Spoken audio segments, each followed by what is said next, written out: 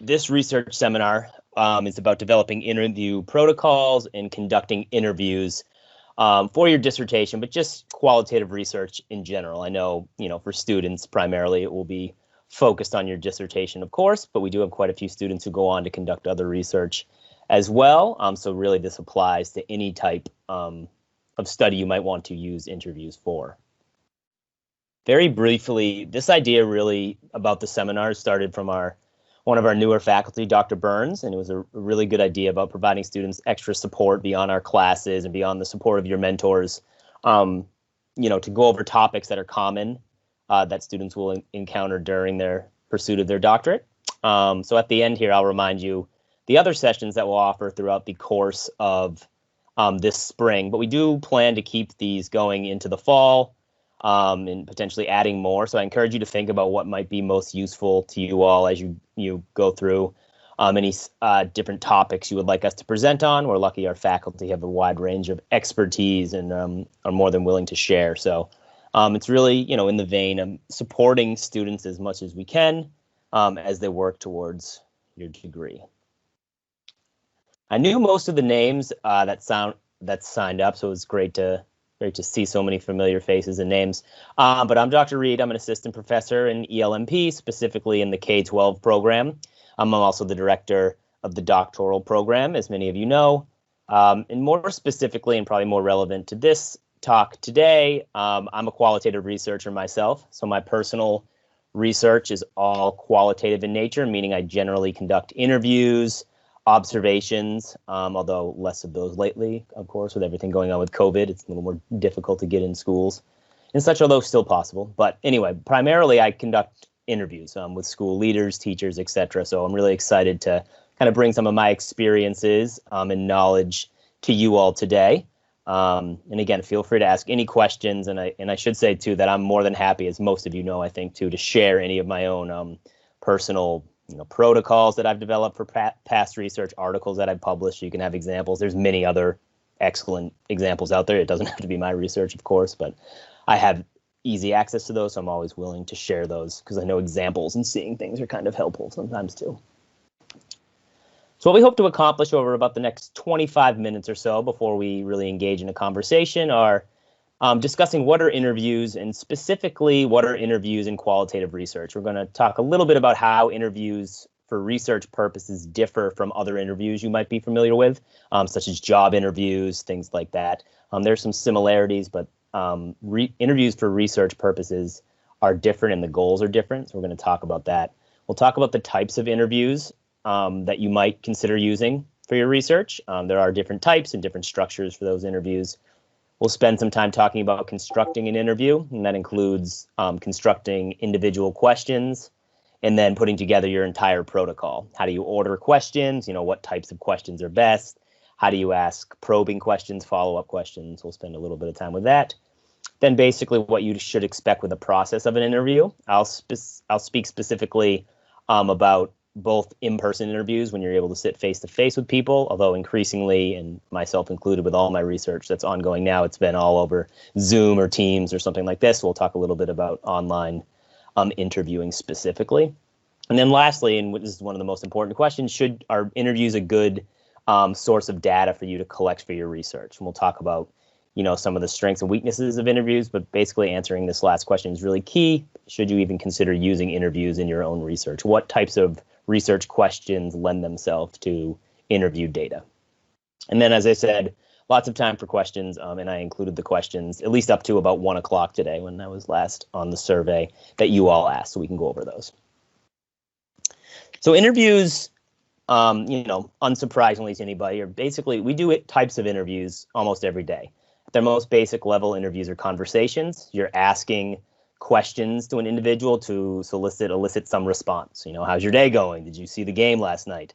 So at its most basic level, you're asking a very specific question in hopes of generating some type of response. Now, the purpose of the response might vary based on what the conversation is like, but really that's what it is. And that applies to qualitative research too. You're generally talking to people, you're interviewing people because you want to better understand their perceptions about something, what they thought about this, their experience with a specific phenomenon.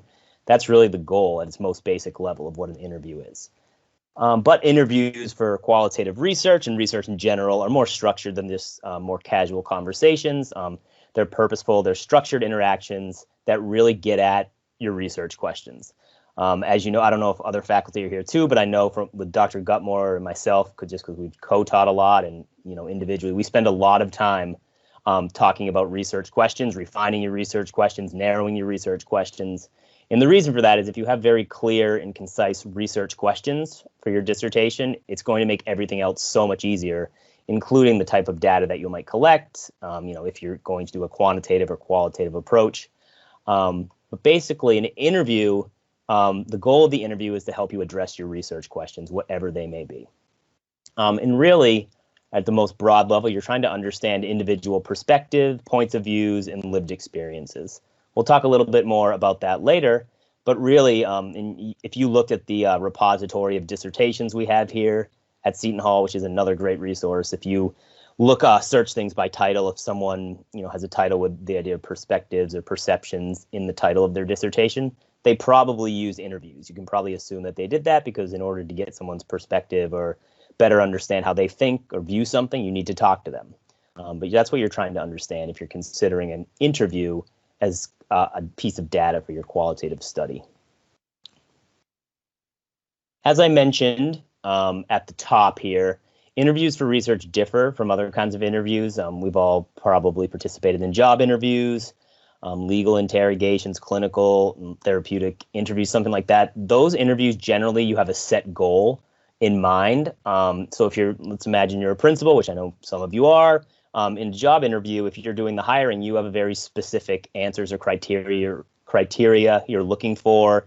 You ask set questions and you're kind of comparing responses to other people based on, best fit for your organization potentially. So that's kind of a different goal than qualitative research. And we'll talk a little bit more specifically about how those two things differ, but the purposes and the end goal basically are different. Like with the job interview, you're ultimately trying to hire some candidate who can benefit your organization, whereas in qualitative research, you're just trying to learn more about someone's experiences, perceptions, etc. So there's certainly some overlap, right? Some of the things I just mentioned in the job interview do apply to qualitative research, like we'll talk about it in a moment, but when you get to analyzing your interviews, you are often comparing multiple interview transcripts to each other to see if there's any overlap or commonalities. That's how you begin kind of the coding process and start to identify themes. But really the emphasis in research is on this idea of intellectual understanding rather than on producing some type of personal change, as is common in these other types of interviews listed here. If you're thinking of using interviews in your dissertation or research, there's generally three types that you would consider using. The names are very self-explanatory: unstructured, semi-structured, and structured. There are other types of interviews that I'm not going to get into here today, such as focus groups, which many of you, I know actually some of you that I saw are using focus groups in your personal research, or you potentially participated in focus groups as a participant. Those are types of interviews as well, but for the purposes of this, I'm going to discuss these three because these are the most commonly used, I would say, in my experience here. So unstructured interviews are just kind of what it sounds like. You go in to interview an individual with really no predetermined questions. You have a very vague protocol, if at all. And really your guide is your research questions. So again, you have very clear and concise research questions that you want to learn more about. But you really kind of ask very broad, open-ended questions and just kind of let the response from the participant guide where you take the direction of the interview. So based on how he or she responds, you might ask follow-up questions. So the interviews can look very different, as you might imagine. And there's some pros to this. There's, the people who are participating in your interview are not influenced by particular questions. You really let the participant guide go in directions that he or she sees best fit based on your topic. In that, if you're really trying to understand someone's perceptions about something or what they think about it, providing them, little direction is good because you don't want to lead them to a certain area, as we'll talk about here in a moment. So that's really the strength of the unstructured. You can get a lot of data that you might not be able to get if you had more structured or certain questions that you were going to ask everybody. But it also is challenging with the unstructured approach. It can go in a lot of different directions. It's a little more difficult to ensure that the participant will give you data, responses, answers to your questions that would be useful to you as the researcher. If they just start going off on a tangent or something that doesn't really apply to your work, that's potentially problematic. You have to be really kind of smart about reeling them back in. It's kind of the big idea with the unstructured interviews. Semi-structured is just what it sounds like. This is kind of just personally my preferred approach and how I structure most of my interviews and interview protocols.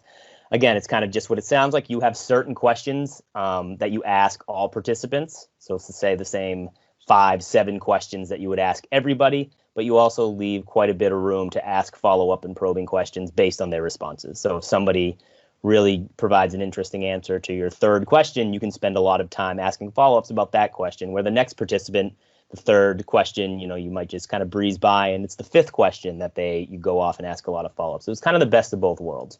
You're guaranteed to get the same, ask the same 5, 7 questions. Don't get too caught up on those numbers. Interviews can vary in length, of course. But you can also, there's a lot of room for kind of the participant to guide where the conversation goes. And some of the pros of that are just what I mentioned. You get some consistent information, like you'll get a response to these 5 questions that you ask, and still allow the participant flexibility to explore other topics, take the conversation where they want to. We'll talk a little bit about this, although we're not going to get into too much about coding interview data, unless you want to ask questions about it, only because there's future seminars specifically designed to coding qualitative data. But coding and making sense of the data can be a little bit more difficult in unstructured or semi-structured interviews. Where at the flip side, a structured interview, one of the pros is you get consistent information responses, then it's a little bit easier to code. You can imagine if you have an interview protocol of 10 questions and you're asking the same 10 questions to every participant, yes, the answers might vary and they might interpret or understand your question differently. So it's not that you'll get the same answer from everyone, of course, but it's easy to kind of go through afterwards and look at all the responses from number 1 and start to develop themes. All the responses from number 5 develop themes when you have that structured format. So just like it sounds, you really stick to the script. You ask the same questions to every participant, and that's all you do. There's no really wiggle room to ask follow-up questions. You kind of just stick to the predetermined questions that you have. There's no, as I mentioned, I prefer the semi-structured approach, but there's no right or wrong approach out of these 3 options. You can even use a combination of these options. Some people use a structured interview. They know they want to ask certain questions, and then maybe in a follow-up interview, so you're interviewing the same participants, but maybe later on in the data collection, then it's a unstructured interview because you're just asking them to reflect on something. You can use a combination. It's not, one or the other necessarily. I think the biggest thing to remember through all this, and this is one of the slides I have in a couple more slides here, is that you need to ask yourself, you're collecting any data that you collect in quantitative research or qualitative research, is it helping you address your research questions? That's really the key. If you have a question that you want to better understand principals' perceptions of what it was like to lead, during COVID or something like that, all of the questions that you ask in your interview should relate to that in some way. There shouldn't be these questions that might not produce the answer. It's not to say somebody might answer a question and it might be not related to your research question just because for a variety of reasons. But when you're constructing this and then when you pilot your interview, which we'll talk about in a moment, it really, ask yourself, is the question necessary? After you've decided a little bit about the type of interview that you want to use for your dissertation, you should really focus on the questions. The questions are key. Interview data really comes down to the questions that are asked. So it's important to spend a lot of time thinking about the questions that you want to ask. Open-ended questions are generally best, although you can certainly use closed-ended. So open-ended being those, closed-ended are, more yes-no answers, these one-word responses, so you'd want to generally avoid, do you think the science program is effective? Because someone could say yes. And yes, maybe your participant would go on to expound upon that and start saying a lot of other stuff. But if he or she could just say yes, that's not a good amount of data for you to get. So you would want to rephrase that to a more open-ended question, which requires them to explain that in more detail. In what ways has the science curriculum been effective for student learning? They couldn't just say yes because it's not really answering the question. They would have to describe a little bit more. So again, you're trying to get really at its basic level, you're trying to get a lot of words, right? There's a lot of the data that you collect in interviews that you won't end up using. It's not like you're going to use every quote from every participant in your dissertation, but the more words generally, the better, because then you have a lot of data that you can try to make sense of. I think it's really important to keep your questions simple. These next few kind of all relate. Keep your questions simple. Avoid using, non-layman's terms, and avoid using these ambiguous words in questions.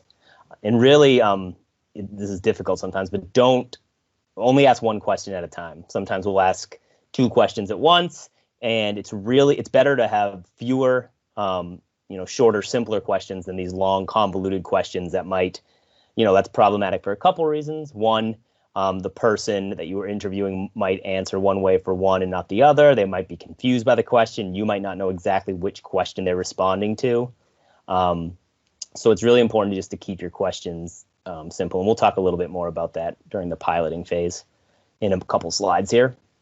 It's really important to avoid asking leading questions or including any assumptions or suggesting answers in your questions. Generally, when you're writing questions, you probably won't suggest an answer, but it's really important when you are conducting the interview to not get too eager, or if there's a silence, where all silence is a little awkward, or you're not getting the answer you want. If you were going to ask a principal, what are the biggest job expectations that take up the most of your workday, or something like that. And if he or she is sitting there thinking about an answer, and then you aren't getting anything, and you go, like other people have said, parent interactions or something like that, and then they might be like, oh yeah, parent interactions. That's not really the participant coming up with a response. That's you kind of feeding them a response that they read back to you. So it's really important to let the participant respond to you, and don't suggest any answers like that. You're trying to get at their perception, so you don't want to, other than the question itself, you don't want to ask anything that leads them to a certain place. Mentioned some of this already, but open-ended question, there's some advantages and disadvantages. This is generally considered best practice, again, to elicit kind of lots of words, for lack of a better term, but you allow the participant to respond in his or her own words. The responses are not influenced by predetermined answer. And oftentimes, really good open-ended interview questions will result in answers that are not originally anticipated. And this is really important too. Generally, for your dissertation or research in general, you're probably researching something you're familiar with a little bit. You're interested in it. It's something going on in your school. You occupy a similar position as the people you're interviewing, or you at least know of something. That's why we do research on things we're interested in or that impact us personally. So you probably have some ideas about how these individuals might answer interview questions. Like if you ask principals in your district certain things, you might know how they will respond, or you might anticipate how they respond. But it's really important to let that not influence the types of questions you ask, because they might say something completely different, and that would be very good. Open-ended questions are sometimes difficult to compare and analyze the responses, and that's because they can go in a lot of different directions. If you asked participants the same, even if it's a very clear question, you can get a vast variety of answers. So basically, lots of people can produce lots of different answers, which can be difficult and time-consuming to code. Although I know when Dr. Freitas does her session on qualitative coding, she's going to talk about some strategies about this. About how to kind of best navigate that process. And I'd also be happy to talk about any of that at the end too. Some other disadvantages are respondents might find it difficult to articulate their responses properly, or they might not give a full answer because they might forget to mention important points, right? If you don't give them the specific guidance and direction, as we just discussed, they might forget something. Maybe in that example I gave before, maybe the most time-consuming part of their day is unanticipated interactions with parents, and they just couldn't think of it. Now, you shouldn't lead them to that way, but maybe they just forgot some reason. So you could potentially miss things, although generally it's still considered best practice not to kind of have those suggestions out there.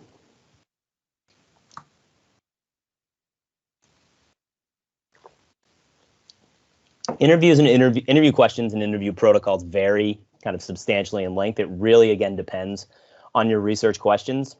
You should never feel that you have to have a certain number of questions, or that your interview needs to be 1 hour or needs to be 30 minutes or something like that. And so much of that depends on your the participants. Some of my studies I've conducted, the exact same interview protocol, just depending on the person, have lasted 20 minutes to 45 or 50 minutes. The exact same questions, where some people just talk a lot more, others don't. And so you should never kind of have, that you should have a general idea in mind about how long things are going to be, because you need to tell your participants that. But you shouldn't be too stuck on how many questions you need to ask, etc. The key really, again, is, are the questions you asking getting at your research questions? Could each of the responses that you get from the participant help you address your research questions? Once you get a list of questions that you want to ask, in general, it's best practice to start from more broad questions and then move into the specific. So, if you went up to someone, again, going back to this idea of conversation, and I went up to Dr. Gutmore, I said, Dr. Gutmore, what was the most challenging part of your day today? That would be fine. He could probably answer that, but it's a little weird, right? It would be more likely for me to ask him, Dr. Gutmore, how was your day today? And then you could, he would say some things, and then you kind of get more specific about the events of the day. So just a brief example here. If you were asking a participant these questions, a more broad question would be something like, describe your program's attendance policy. That's a pretty easy question, where you all could potentially describe, the doctoral program attendance policy, potentially, if you were aware of it. Getting a little more narrow, you could ask something like, in what ways has your program's attendance policy impacted your life? And then even more narrow than that, you could ask, describe a time when you did not adhere to your program's attendance policy. This is not set in stone, and that you could spend a lot of time reordering your research questions about what should go first, what should go second. And again, this goes back to why piloting is so important, which again is coming up here in a moment. But basically, you want to ask broad, kind of overarching questions first, and then slowly get more and more narrow as you go through the interview. You should have main questions, and they should all relate back to your research question. You shouldn't have a question that's not going to be potentially useful for you. If you don't think it's going to provide you any data to help you address your research question, you can remove it. It should help you shed light under your problem statement and phenomenon of study.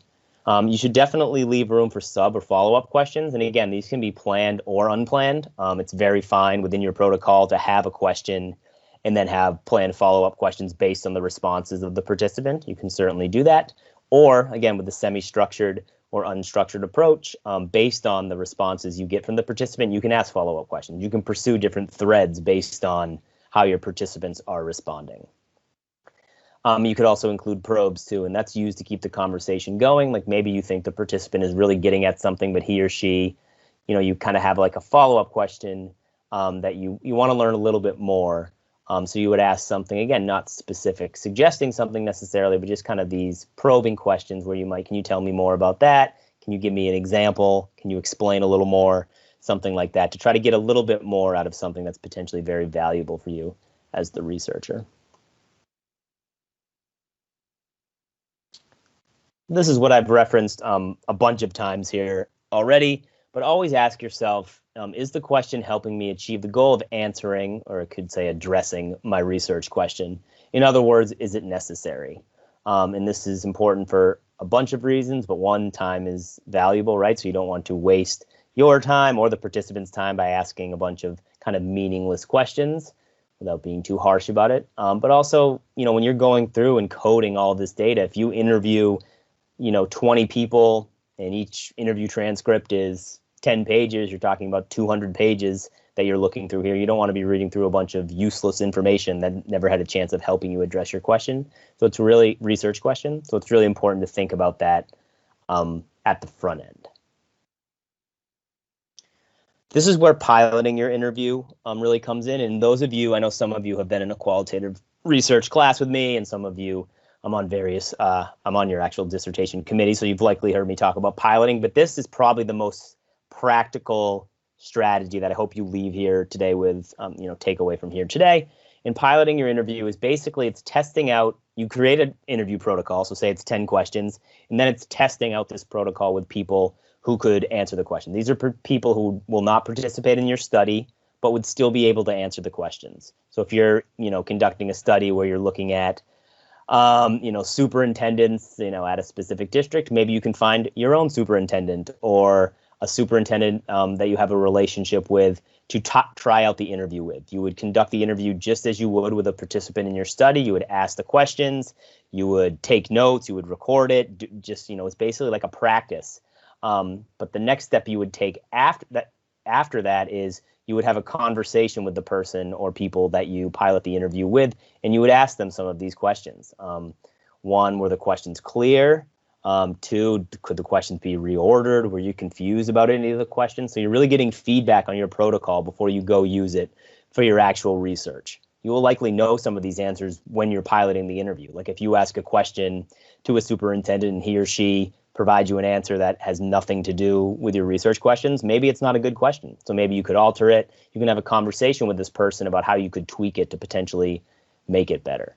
But anyway, piloting your interview, and honestly, this goes for surveys too, is really important because you get real-time feedback on your questions and everything about your questions before you actually go out and spend all this time collecting the data. There's no specific number of participants that you need to pilot it with. It's not like a set number or anything like that. But it is important that participants should be broadly representative of the type of person that you or people you want in your study. Like, there might be some value of you just piloting your interview with, say, your dad, I guess, if he or she is not in education, because they could say if something's clear or something like that. But generally, you want to pilot the interview with somebody who has some understanding of what you're studying, because they'll be able to give you the best feedback and provide the best advice as you kind of hone this interview protocol. So pre-interview, after you come up with an interview question, you pilot questions, you have your protocol and you pilot it. Before the interview, it's important to do a few things. Have a good recorder. I always recommend bringing two. You're going to record all these interviews because you can't take notes as fast as people speak. And ultimately, you're going to upload these to some system probably and have them transcribed, or transcribe them yourself. And we can talk more about that. I have recommendations and pros and cons of transcription too, if you would like, if there's any questions about that. But you want to make sure you record it, right? You don't want to engage in a 45-minute awesome interview and then realize you didn't press record on whatever recording device you have. It's really important to be prepared. So with your questions, of course, and then, being flexible and considerate of these people. People who participate in dissertations and research in generally, don't receive anything. Sometimes you can provide an incentive, of course, as some of you know, but they're just being very gracious with their time. So be as considerate as you can, as far as, this goes without saying, but being there on time, again, asking questions only that are pertinent to your specific dissertation, etc. Just be prepared. That's the easiest way to say it.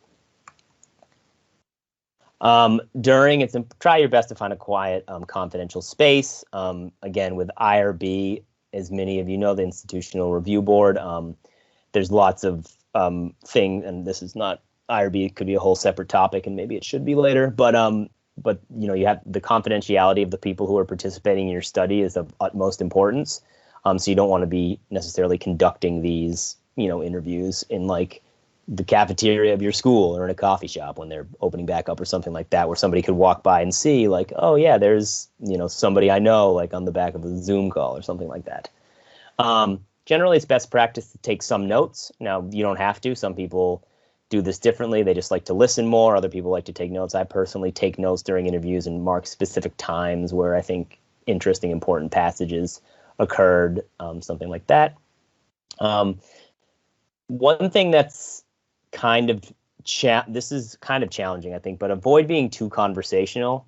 There's one school of thought that in interviews that you should almost be very robotic and like a robot and have almost no response to the responses that the participants give you, because if you're excited or happy or really kind of engaging with him or her, it might take the conversation in one place or the other. But I kind of fall on the other side of that, whereas you're trying to get make the participant feel comfortable, and you're trying to make him or her feel like, I don't know, I just think it's weird if you just sat there and like had no response to any question they have. But you don't want to be, again, you are trying to stick to the script. And it's not as much a conversation, like going back to our first slide, where a conversational interview, it is a more structured interview. So try to keep, your follow-ups or personal anecdotes, stuff like that, out of the official interview as much as you can. And then again, check the recorder. After the interview, it's very important to make sure that it's saved in a couple places. The cloud is good, of course. Make sure it's password protected. That has to be an IRB and everything. But you don't want to just necessarily have all the recordings on your computer. If something happens to them, then you're out of luck, and you don't want to have to go back and ask these people to be interviewed again. Transcription, although I'm not going to talk a lot about it here. Transcribing, so that's the act of listening to the recording and either you yourself typing it out or sending it to a professional transcription service, and they transcribe it for you for a cost, of course. There are some that are coming out that are, pretty cost effective, even some free ones, the more computer automated ones, some of you might know.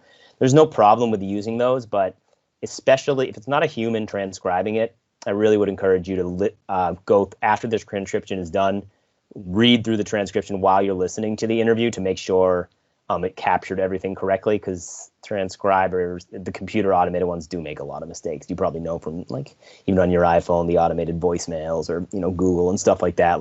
It's not perfect, so you want to make sure you get it accurate. Accuracy is key.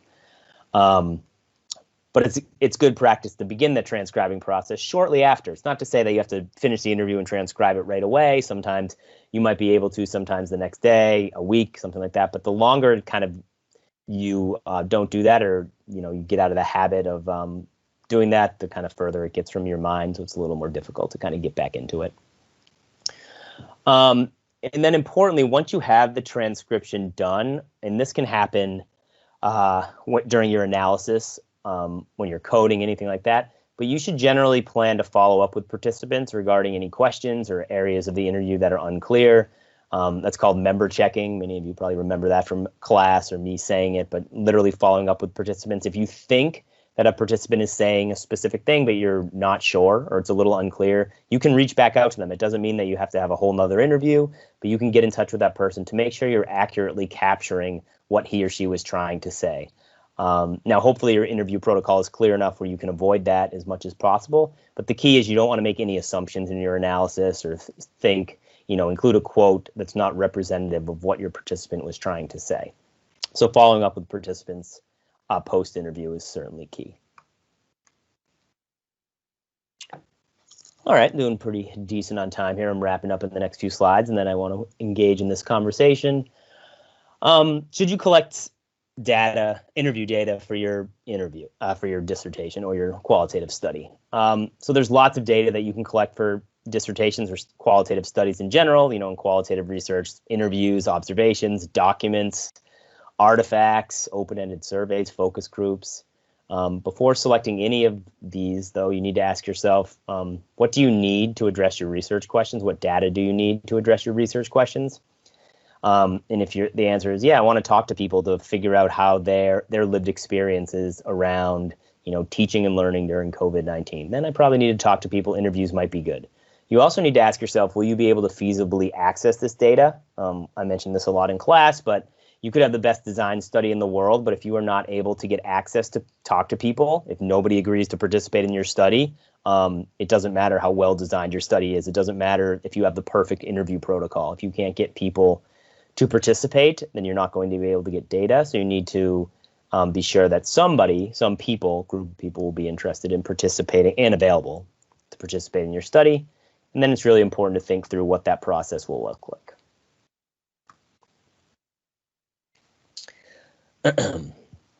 If you answer yes to some of these questions, if your problem statement or phenomenon that you want to understand is about people's perceptions, beliefs, attitudes, then yes, you probably want to collect interview data. It would be very difficult to talk about individuals' perceptions of something without speaking with them. Ask yourself, after you fine-tune your research questions, will the interview data help you answer the research questions? Will you have access to the data? And then really importantly too, will you have the resources to complete and analyze these data? Will you have time to do it, et cetera, et cetera? You really need to think through all of these things at the front end before you get too deep into the process. Okay, let me stop there for a moment.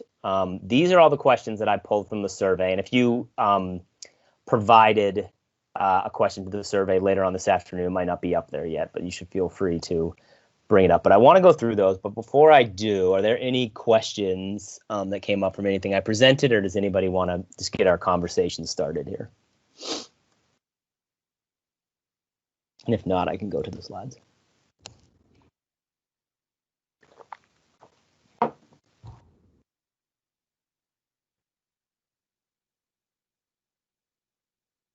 Okay.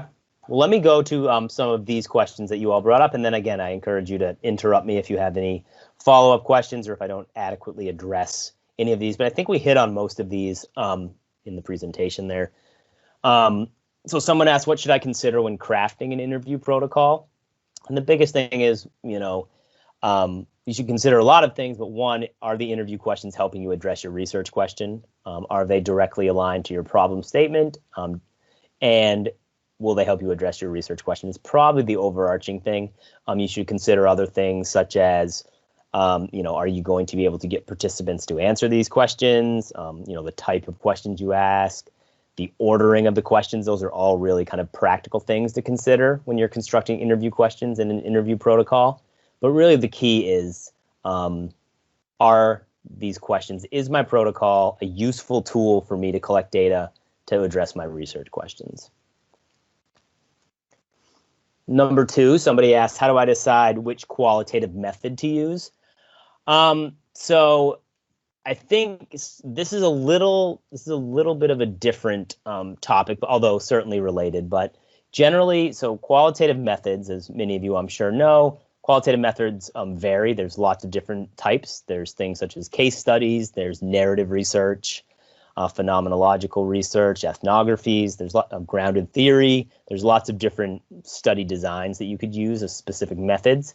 And I think probably the question here is that what one specifically that lends itself to interviews is narrative research. So narrative research is kind of what it sounds like. You're interested in how, people telling you things about some phenomenon you're interested in studying. So generally you would want to talk to them. So narrative research design, and if whoever asked this or anybody else is interested in that, I have some good resources I'd be happy to share. But in narrative research, you generally want to collect interview data. In some of those other methodologies, you'd also want to collect interview data, but narrative research design is specifically you have to include interview data in that. Someone asked about some strategies for transcribing interviews or focus groups. So I can just tell you personally, I hate transcribing. I did, for my dissertation, I collected a bunch of interviews and I transcribed the first couple and I was terrible at it. I did not like it. I don't think it helped me better understand the data. It took me forever. I even slowed it down. I got this like foot pedal thing that I don't know if some of you know about, but it can start and stop. Some people do it and like it, and there's certainly some advantages of transcribing it yourself. I do think it generally helps you know the data because you're literally typing out everybody's responses, and it certainly saves money because you don't have to send it to anybody, pay anybody else to do it. But for me, it was just not worth the time and frustration it was causing me. So I send it out to professional companies, which is certainly fine. I have a good list of transcription companies that I'd be happy to share with anybody who's interested. But if you are planning to, my recommendation would be to send it out to a company. But if you're doing it, transcribing it yourself, there's this thing called the foot pedal, which basically plugs into your computer and stops and starts the audio, as you're going along, and it does really help. So you could get one of those. Maybe some of you are really fast typers and can do it yourself, but that's the biggest strategy. The foot pedal thing is really, really helpful. Somebody else asked a question, excuse me, about using both qualitative and quantitative methods together, so more of a mixed method study.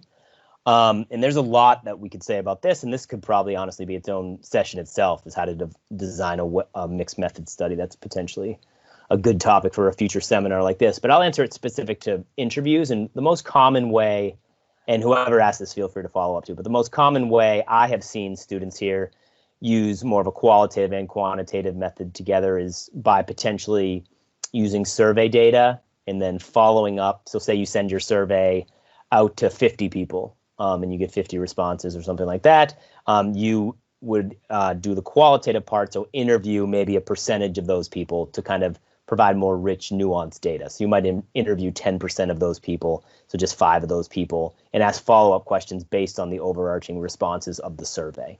There's many other ways you can do it, and it doesn't always necessarily have to be the same participants. You could imagine doing a study where you collect a lot of quantitative data about student absenteeism in your district, and then interviewing, finding out, which types of students are more likely to attend or miss school, and then interviewing teachers about why they think students, miss school, and then doing something like that. But generally, mixed method study includes one or more elements of qualitative and quantitative methods together. And interviews can often play a pretty good role in that, because if you have one of the limitations of quantitative data is you can't, the data is there, you can't ask follow-up questions, you can't talk to the people. So, including some qualitative element where you talk to the people who are affected or are part of that data or who are experience the data, could be a very good approach too. Number 5, is it ideal to think about analysis planning before gathering your research data? I think that's a great question, and I think the answer is yes. I think you need to think all the way through, and again, we didn't get too much into analyzing qualitative data here today, just because that's the next few seminars, both quantitatively and qualitatively. There's a few different ones coming up here in the few weeks, as we'll see in a moment. But yes, you want to think about what this process is going to look like practically. Like if you're going to collect 30 interviews and you have pages and pages, how are you going to navigate that? What tools can you use? Are you going to be able to feasibly do that?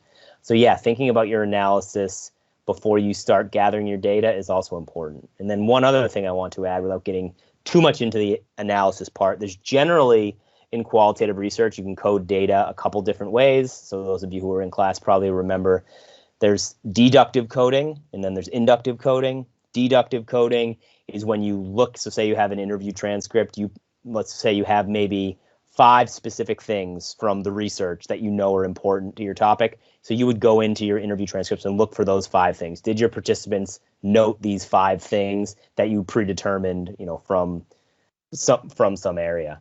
Basically, you go in kind of with a lens of looking for a specific thing, is a deductive approach. Inductive is kind of the opposite. It's the ground up approach where you have general ideas of what you might find in the data, but you don't have any predetermined things that you're looking for. You're letting the data speak for itself. The participant responses really guide the codes that you provide. And it'll be important, and you can do a combination of that too. You can do deductive and inductive coding together. So yeah, it would be a really good idea to have a plan about that before you go into that. You'd want to know kind of which approach you're thinking of before you start gathering all your research data. It's a very good question. Number 6, how do I ensure that my interview questions will help me collect relevant data? Excellent question and a very important question. And I really do think piloting. So yeah, I think working with your mentor, making sure you spend a lot of time constructing good data. You can never be 100% sure what the responses are going to be. You can be, pretty sure that you'll get some good data if you go through the process of working with your mentor, revising your questions, and then piloting really is the big one. If you can test out the interview protocol with 1 or 2 people, even more beforehand, and if they give you answers that are really in line with kind of what you're looking for, you can be pretty sure that your questions are good, that your interview protocols are well developed. Whereas if they're just, at the end of the pilot, you reflect back and you don't think you have anything useful, then you might have to tweak some things. And it's much better to do that kind of at the front end than before you're like halfway through your interviews and you're like, I don't really have any useful data for my dissertation. That's why piloting is so key. And then lastly, is there a strategic approach in anchoring questions from the interview protocol in the research questions of the study? I wouldn't say there's a specific strategic approach. I just think that it's important to do kind of what this question asks, and that's make sure that whatever questions you're asking in the protocol relate to your research questions. It doesn't mean that your interview protocol questions are your research questions. It probably shouldn't be exactly word for word your research questions, but it should be related to your research questions in a way. I mean, in its most simple terms, you want to fast forward after you've collected all your interviews and you're writing up your chapter 4, your findings, your results. You want to be able to address or provide paragraphs of your own writing and participant language that address your research questions. And in qualitative research and with interviews, that's quotes. So you want to make sure you're hopefully getting relevant quotes, that if your question is, what are some of the most challenging, what are some of the teachers' most challenging concerns about teaching during COVID or something? That's a terrible question, but something like that. When you're writing up chapter 4, you want to make sure that you be able to have quotes from teachers where they're talking about the challenges associated with teaching during COVID.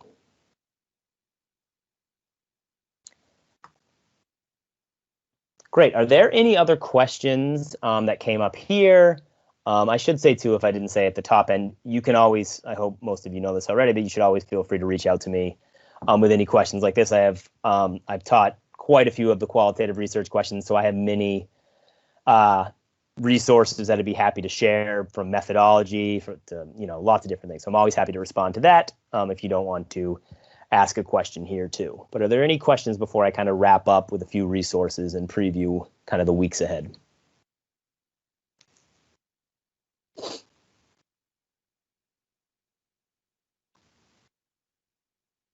Okay. Well, let me just share. So as you probably can imagine, there's a million resources for qualitative research and interviewing specifically, but a couple that I wanted to highlight. This first one, the qualitative report. Again, those of you who've been in classes with me have probably heard me reference it, but that's the website there for resources. But if you just Google the qualitative report, it's an awesome resource for everything. So they publish qualitative research from all fields: education, medicine, every different field out there. So they have actual research articles that are good, but they have tons of how-to articles. Literally, I use a lot of these in class, like how to conduct an interview, how to pilot an interview. And it's true for all things qualitative, not just interviews, qualitative surveys, data analysis. It's just a wealth of resource and knowledge in really kind of clear, concise, practical terms. I can't recommend this website enough. It's super helpful. They have videos, they have tons of stuff. So use that if you ever need some extra support too. And then I put this one on here too because I haven't read the whole thing yet. It's a newer book, but it was referred to me, and it's basically conducting qualitative online interviews. And I thought that was kind of relevant, given everything that's went on over the past year, of course. But anybody who's collecting data now is doing so online, interview data, I should say, and probably will continue in the future. And it's something that you can do, even when we're back to quote unquote more normal times, right? Maybe you want to conduct interviews with people from out of state. It's not to say you have to be with them face to face to do the interviews. You can talk to people in Pennsylvania, Florida for your dissertation, right? And you can do that very easily over Zoom or Teams, something like that. So this is a good resource, I am told, about kind of navigating online interviews specifically.